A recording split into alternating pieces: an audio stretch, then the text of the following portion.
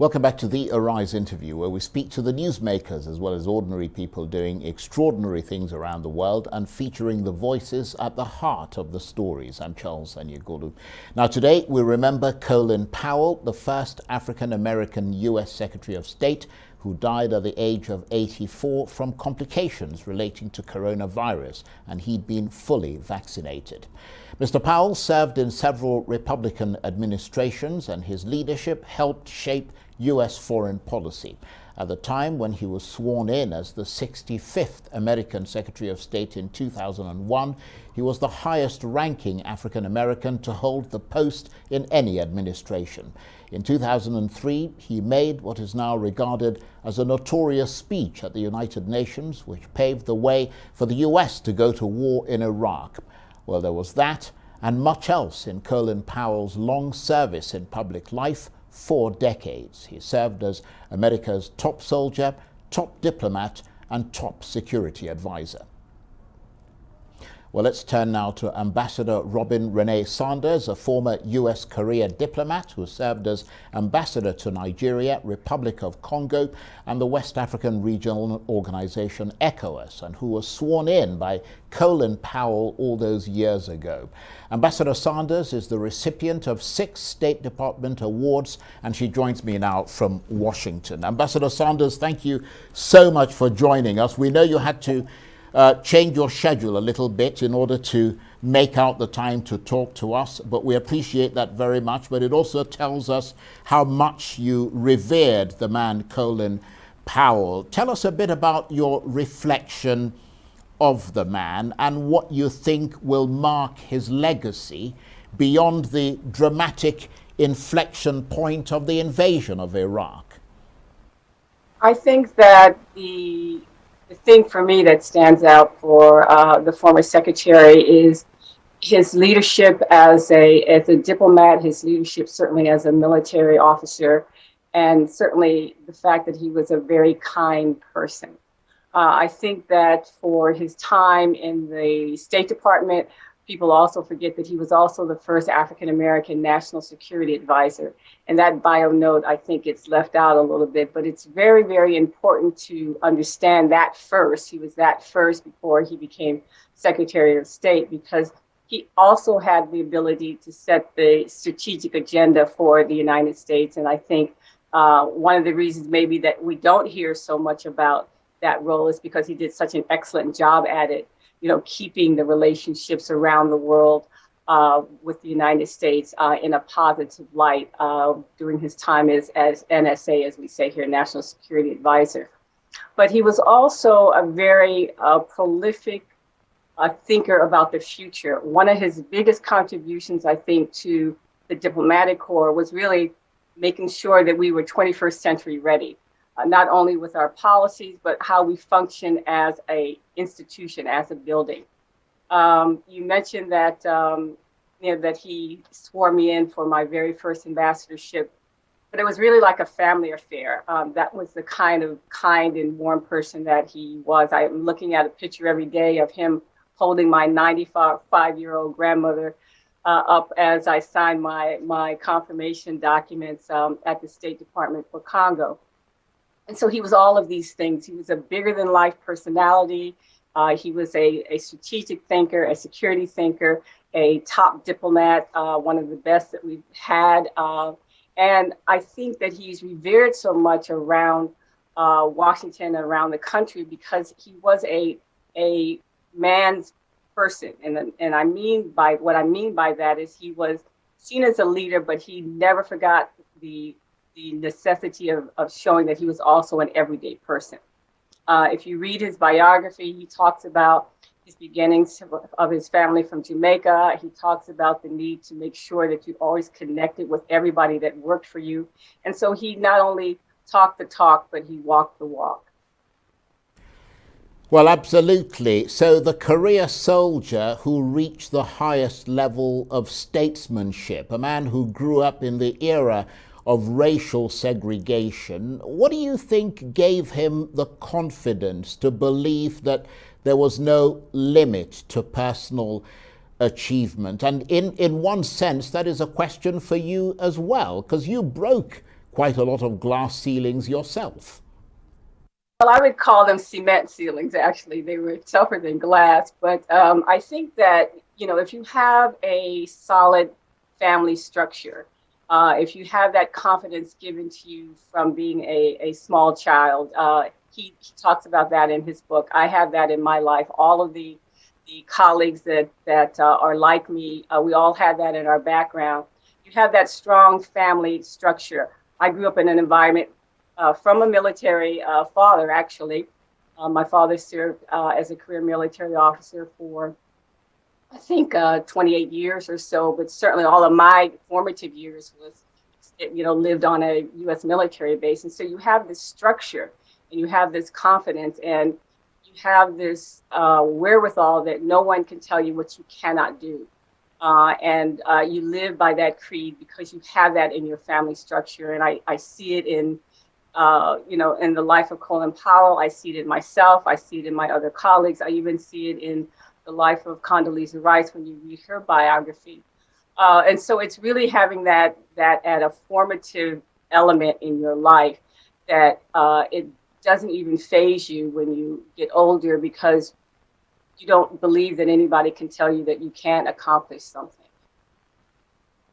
Well, absolutely. And some have suggested that he paved the way for the likes of Barack Obama and Lloyd Austin through his quiet leadership and by being that more moderate voice in American politics, not the sort of fire breather that Jesse Jackson was, or for that matter, Al Sharpton. Do you agree with that assessment, that he was very much a centrist?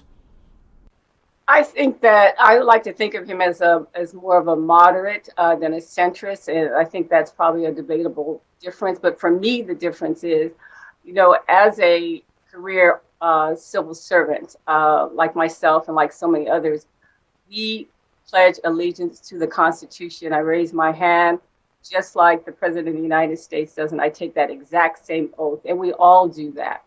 And when you do that, then everything else is noise around that. You try to make good policy, try to look what is best for the United States and what is best for the United States with its friends around the world. And so he lived and breathed that, not only as a soldier, but as America's top diplomat. And I think that all of us who care about relationships around the world for the U.S.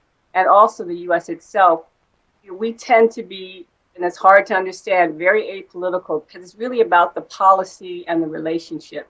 And I think he set that tone. And I see that in so many of the colleagues that came after him as well. I mean, you can give us a bit of insight into this because, I mean, you've been, as I mentioned, in those corridors of power yourself. I mean, what does it feel like in a country as racial as America to be sort of an African American surrounded by, all these sort of, white folks, as people in America would say. I mean, and having to sort of fight your way through. I mean, do you sort of bear in mind that I am an African American and here I am in the middle of all this, and to some extent I've got to apply a measure of caution or walk a particular way or talk a particular way? If you're asking me, myself, and I'm going to only talk for myself, no, I didn't do any of those things that you outlined. I wasn't raised to think that way. And so it never bothered me and it never occurred to me. I went in as Robin Sanders. I knew I had the skills. I knew I had the intellect. And I knew I was a hard worker. And so those things prevailed. The difference, I think, is, when I look at the period of time where my parents grew up, the environment in the U.S. was, unfortunately, it seems like we're going back to some of that these days, was very, very tough. They grew up in a segregated U.S., but they gave us those strong values and that strong courage. And so when I walk into a room, there's this wonderful phrase that's out there that when you walk into the room, you think about the fact that you are walking in not as one person, but you're walking in as 10,000 people. All of those ancestors from around the United States that paved the way. they're on my shoulders. They're on every African American's shoulders when you walk into that room. If you think of that as your strength, then the rest of it is noise. And you go in there and you do your job, and you do your job well, and you do your job at the top of your game. And so if you think about it that way, and I tell students when I speak to them, particularly young African American students, particularly male students interested in going in the Foreign Service, because we have a deficit in African American males coming into the Foreign Service. And that bothers me, because over time, that means that we won't have them represented as diplomats across the world. So I tell them, think about the fact that you're not there by yourself. You've got 10,000 people on your shoulder or more from your own ancestry. So think about them and think about how proud they would be of you, and just be you. I remember coming into the national security job. Let's see, when was that? I don't remember the date exactly, but I wore dreadlocks. I think you might remember, and for a long period of time. And I remember someone saying to me that, "Oh, you're not going to be successful in that job if with your dreadlocks." Same thing when I went to Nigeria as well, and that I just ignored it completely. And so those things don't matter, in the sense that if you have the strength, you can deliver on the job, that you have the confidence to get it done, and you're comfortable in your own skin. If you're not comfortable in your own skin, then you're going to have challenges.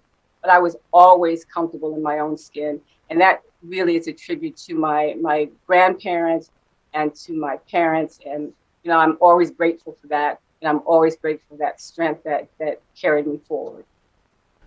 And I actually remember meeting you in Nigeria with your dreadlocks in Calabar.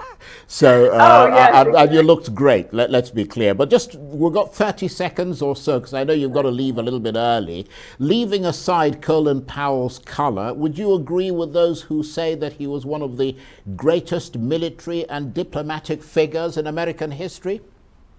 Well, certainly for me, he is. And I think that you can really see that in the tributes that are coming out for him across the world and across the United States, from just about every corner of society here in the United States. And so that, to me, is representative of who the man was.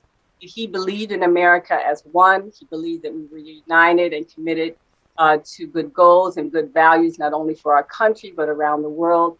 And I think that the warmth and the kindness that he represents, I went through kind of all of my albums that I have of him and my family, and it just warmed my heart that I had an opportunity to work for someone as great and as symbolic and as generous and as kind as Colin Powell is and was, and will always be remembered that way, regardless of what other footnotes might be in history. Ambassador Robin Renee Sanders, a former US career diplomat, talking to me there from Washington. Thank you very much indeed.